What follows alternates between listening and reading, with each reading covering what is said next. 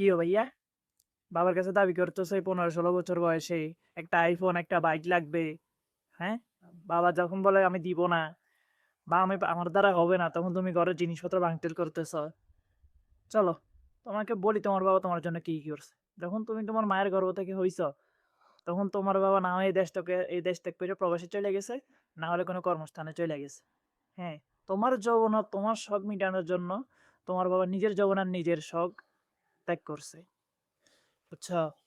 তাও তুমি তোমার বাবার কাছে দাবি করো একটা আইফোন একটা বাইক, ঘরের জিনিসপত্র ভাঙচুর করো, এমনে চলো এমনে চলো। কই, তোমার বাবা তো তোমার এমনে চলো এগুলোর জন্য কিছু তো বলে না। হ্যাঁ, তুমি যেদিন বাবা হইবে ওই দিন তুমি কি করবা? হ্যাঁ, দিতে পারবা নিজের ছেলে মেয়ের এইসব শখ? হ্যাঁ, তাও 15-16 বছর বয়সে। হ্যাঁ, এখন তোমার আবার এই কাজ করবে তুমি দিবা, কিন্তু যখন তুমি কর্মস্থানে যাইবা তখন বুঝবা বাবা কি জিনিস, বাবা তোমারে কেমনে চালাইছে। এই 15-16 বছর যে তোমার বড় করছে, তুমি এই ঋণগুলা দিয়ে শোধ করতে পারবে না বাবার থেকে।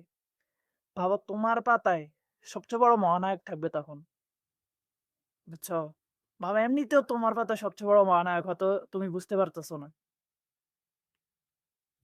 বুঝছো? বাবার যত্ন নাও, বাবার হেল্প করার চেষ্টা করো, এসব চাইও না। যেদিন বাবার যদি বসত থাকতো, বাবা তখন অনেক আগে দিয়ে দিতে এগুলা। বাবার যত্ন নাও, বাবার যত্ন নাও। বাবা যেদিন থাকবে না ওই দিন তুমি বুঝবা বাবা কি জিনিস ছিল।